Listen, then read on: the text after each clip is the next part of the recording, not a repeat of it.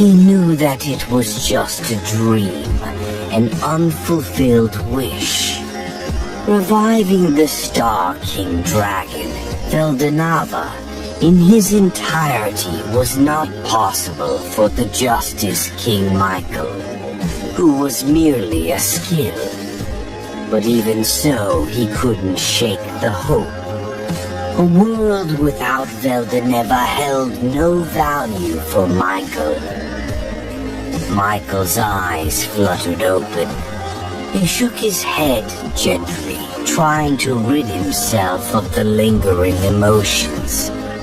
He couldn't help but feel a bit confused at the feeling, as if his emotions had been laid bare for the first time. I thought I wasn't as naive as Rudra, but I was wrong. In the end, that was the lesson. Trust no one and use everyone as pawns. If he had done that from the start, Obera's betrayal could have been avoided. He hadn't because he believed in Feldway. He thought that Feldway's friends, the people he trusted, would also be trustworthy to him. But that was a mistake. When the ultimate skill Salvation King Azrael, bound to his hand, returned to him, Michael realized his error.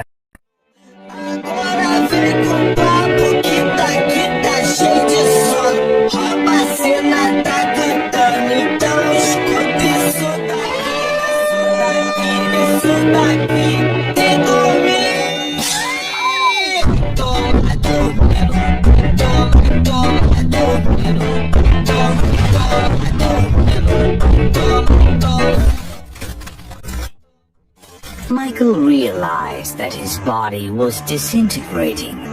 He was the first being to bear witness to the strongest ultimate skill, Void God Azathoth.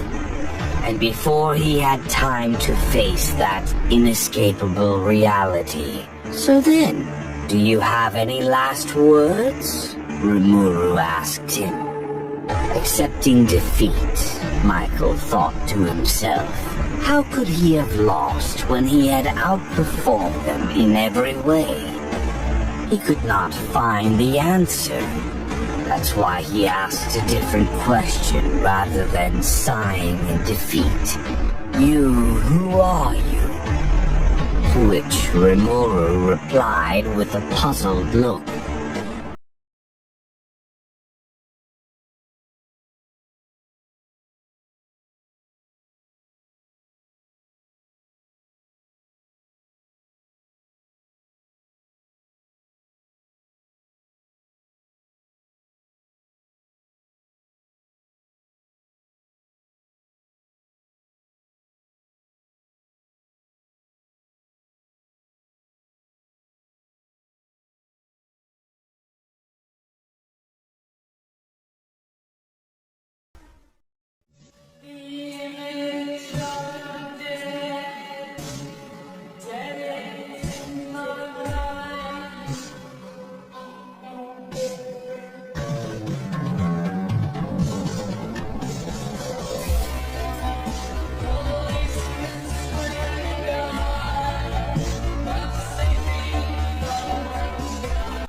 Azathoth, God of Void, is one of Rimuru Tempest's ultimate skills, and the strongest ultimate skill in Tensura. With this skill, Rimuru has complete control over space-time. It was created by Ciel, combining the ultimate skills, Beelzebub and Raphael. The ultimate skills, Veldora and Gelgreen, were also merged with it. Its sub-skills are Soul Gluttony, Nihility Collapse, Imaginary Space, True Dragon Release, Space-Time Domination, Multi-Dimensional Barrier, Time Rack, imaginary blade, and many more.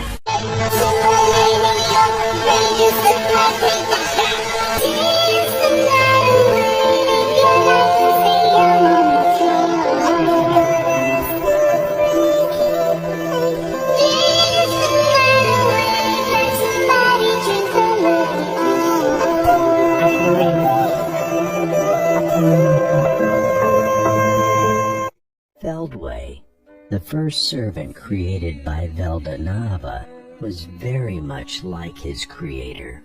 In contrast to Veldanava's long jet-black hair that seemed to hold the radiance of the stars of the world itself, Feldway had long silvery white hair that represented a shining light.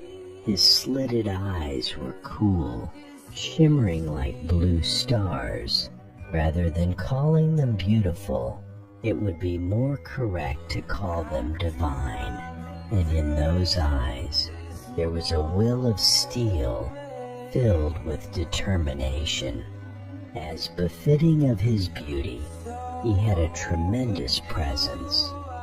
All the powers that Michael had gathered belonged to Feldway.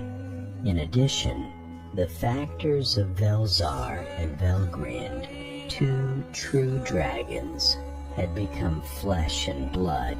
In terms of strength, Feldway was now more substantial than ever before.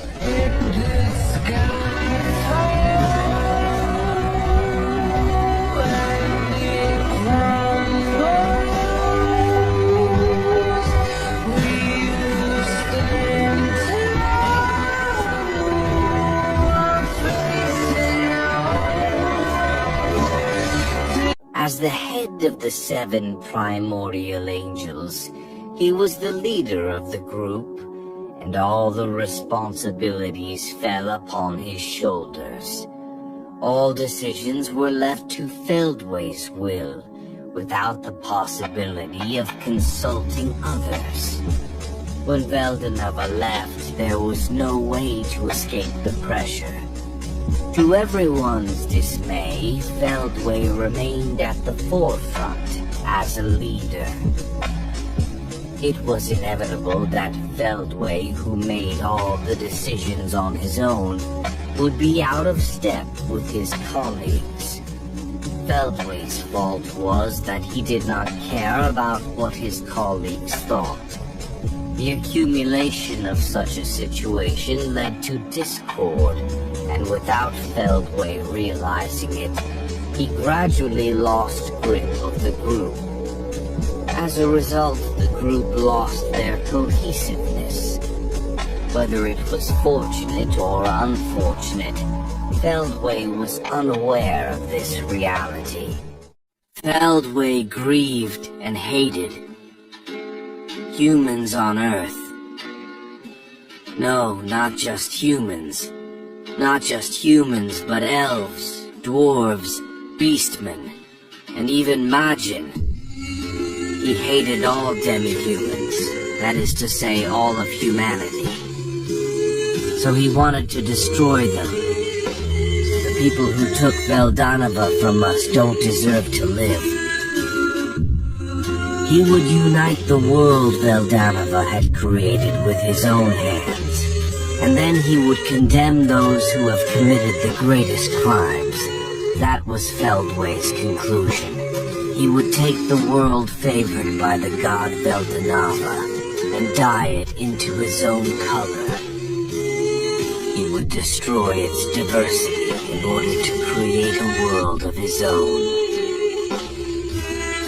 Lord Veldanava, if you want to punish me, then punish me. That is what I want. Now hurry, or there will be no more worlds. After several hundred years, there was no sign of Veldanava's return. Feldway wondered why.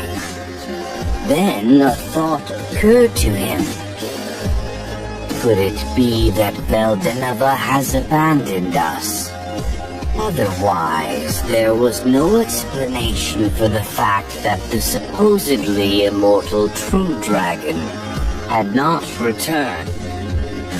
If he was right, Feldway grieved and hated humans on Earth. No, not just humans, but elves, dwarves, beastmen, and even mages. He hated all demi-humans, that is to say, all of humanity. So he wanted to destroy them. The people who took Veldanava from us don't deserve to live. He would unite the world Veldanava had created with his own hands. And then he would condemn those who have committed the greatest crimes. That was Feldway's conclusion.